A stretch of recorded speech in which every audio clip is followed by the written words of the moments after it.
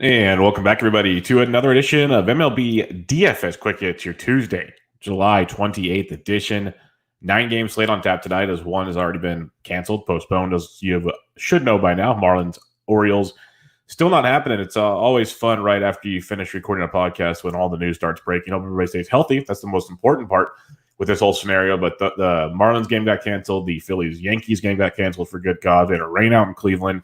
It turned into quite the cluster last evening, which is going to be a lot of days on in this pandemic world we live in with weather and everything else. It's just all one thing after another, not to mention crappy pitching all across the diamond last night, and it gets worse tonight. This is going to be a quick show because it's really hard to recommend any pitching. It's all about them bats tonight, and we differentiated last night playing a lot of Royals. I said Royals-Tigers game stack is in play, and boom goes the dynamite. And then all of a sudden, Reds and the Cubs decide to go off. The Brewers come back and make it a game. So there was a lot of offense last night.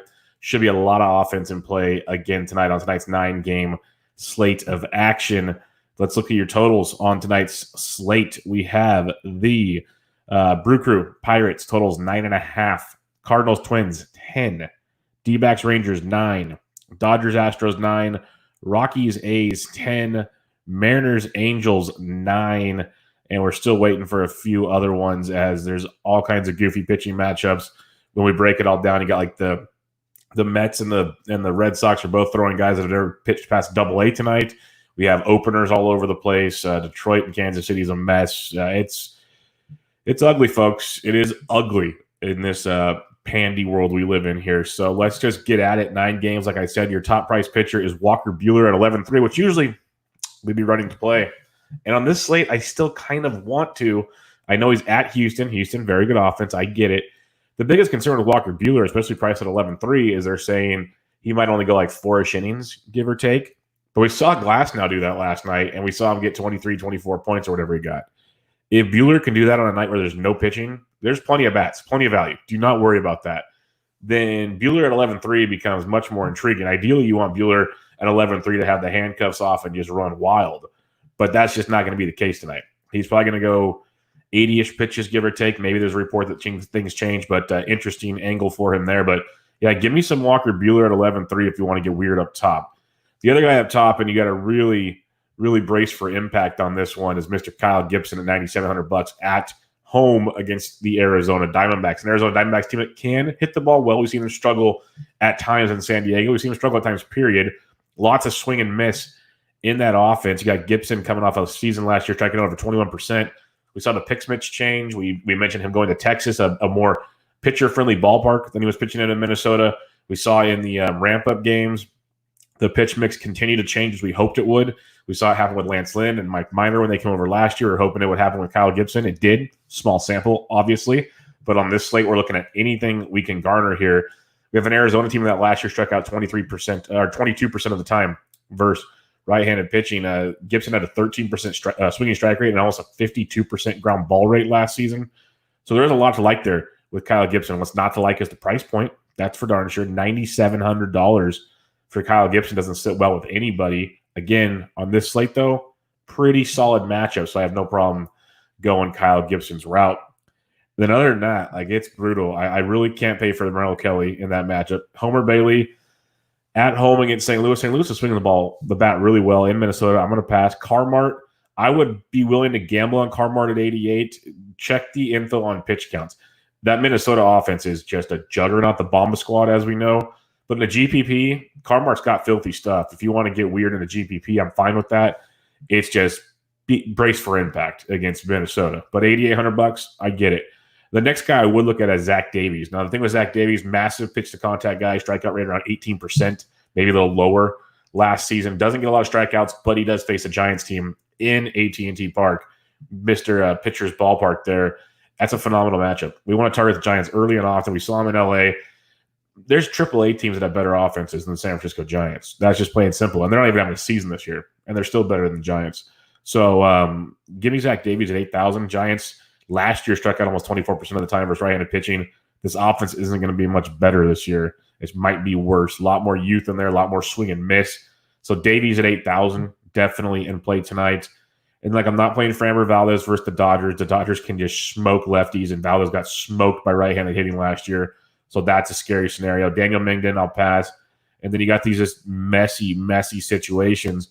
Sensatella against Oakland, I can see some appeal there at 6,600.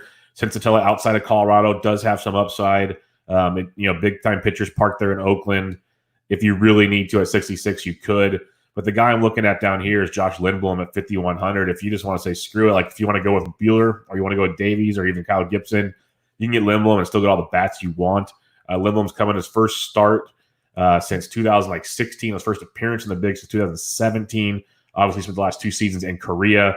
One of the better pitchers in the KBO. I believe he's a KBO Cy Young winner once or twice over there. ERA below 3 around 2.5 both seasons. Really nice pitch mix he developed in Korea. Pitching in Pittsburgh, we know, is a very good pitcher's ballpark.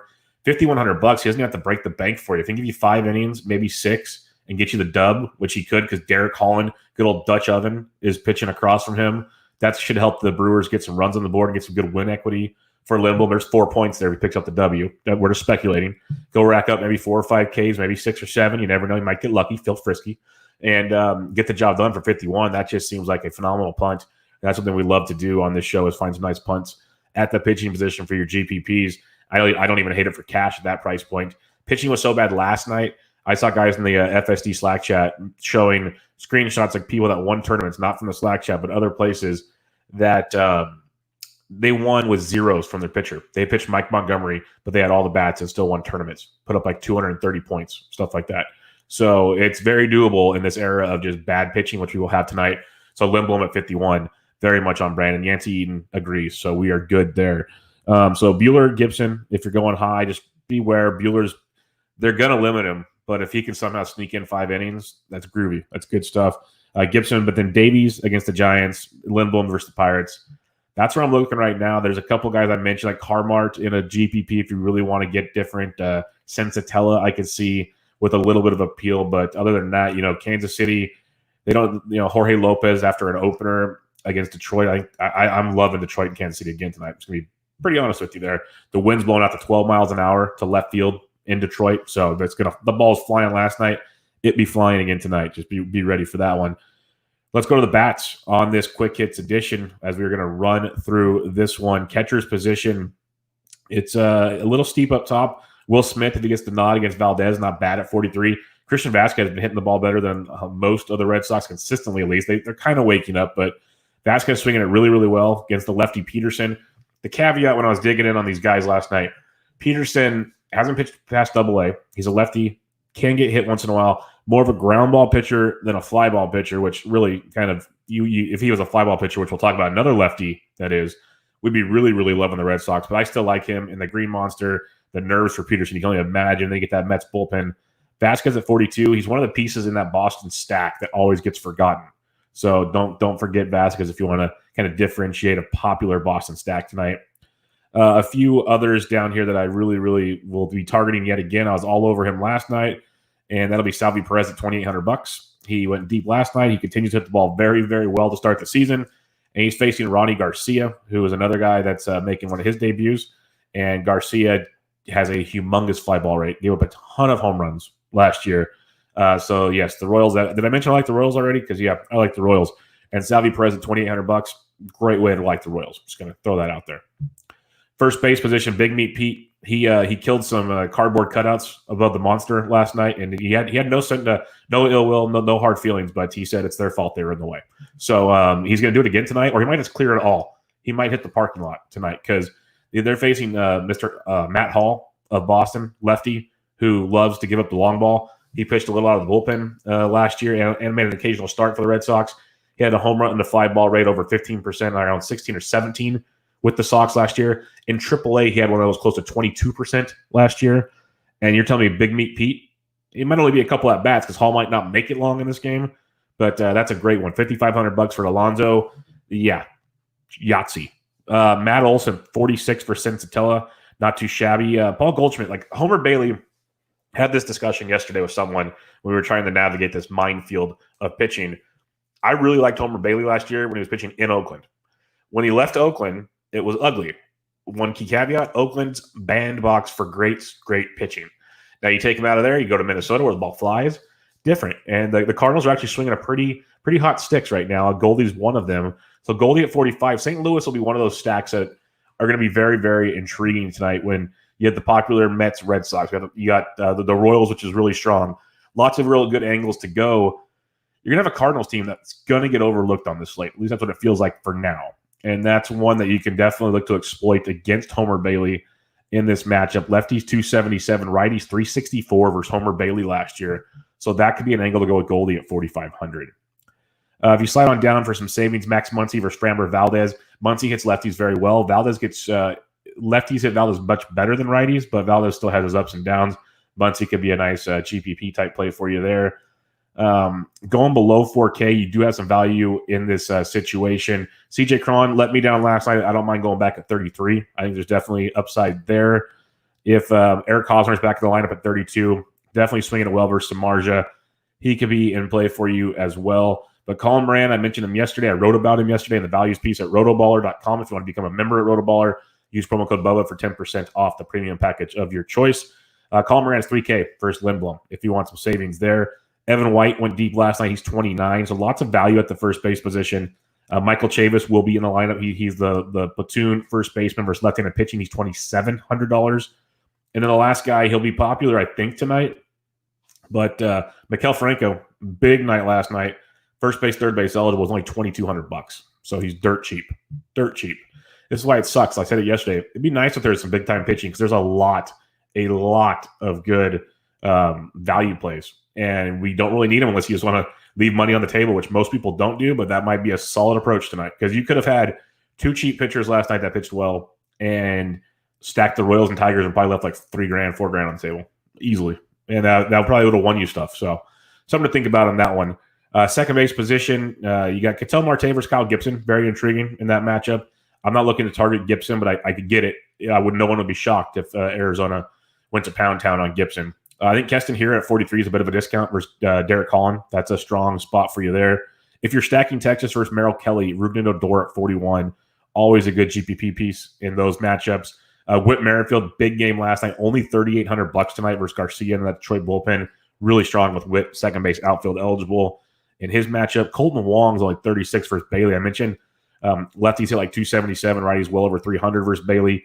Colton Wong is a good piece of value and stack for the Cardinals. Someone to not sleep on in that one.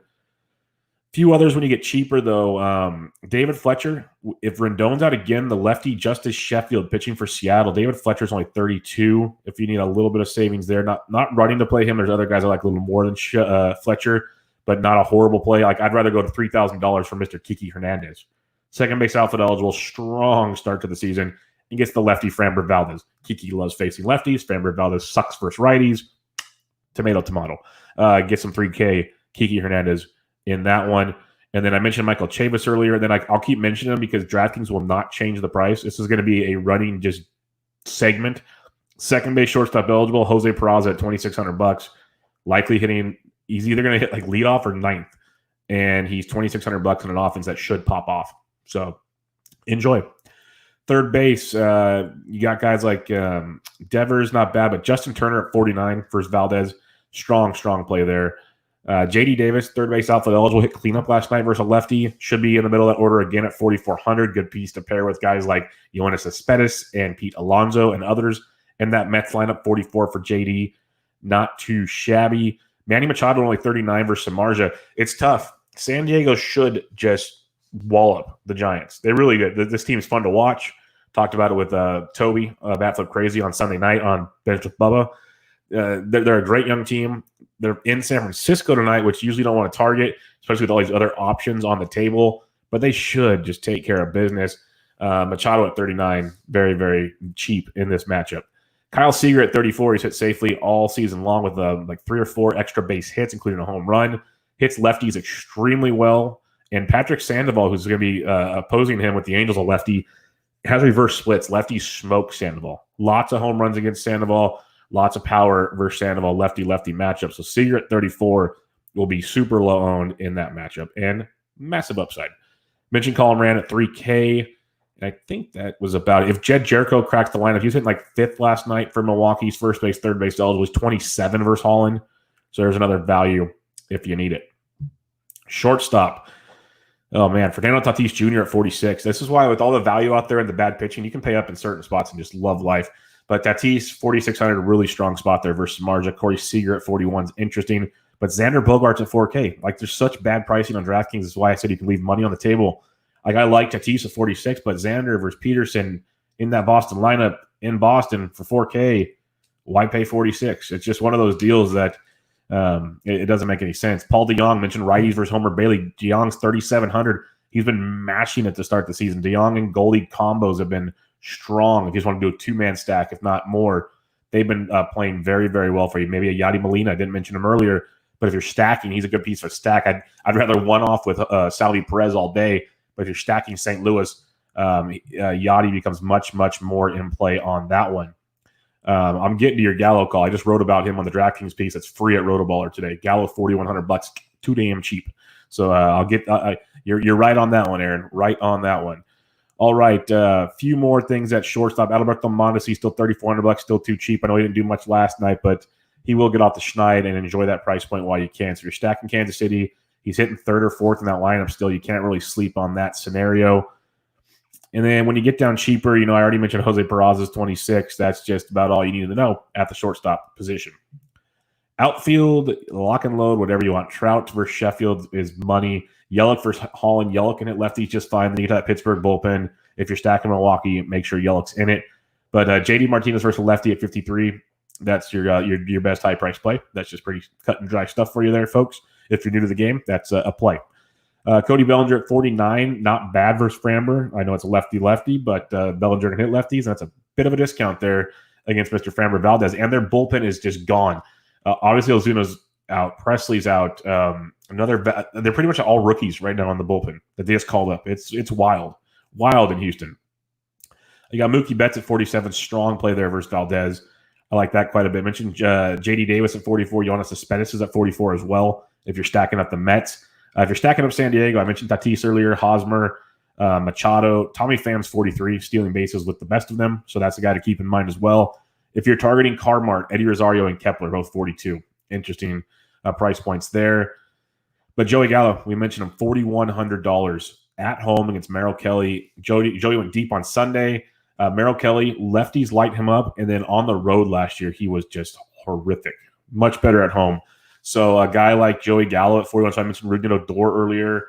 You can stack Texas if you want. I think they'll go kind of under the radar compared to the main spots I mentioned earlier. So Gallo at 41, even if it's a one-off, too cheap. Too cheap. Ryan Braun, Avisail Garcia, both 4K versus Derek Holland, both strong plays there. Braun, big double to tie things up last night, and Abby hits lefties extremely well also. So both in play for you there. Going down farther, if you are targeting Patrick Sandoval with Seattle, Shed Long, second base outfield at 39.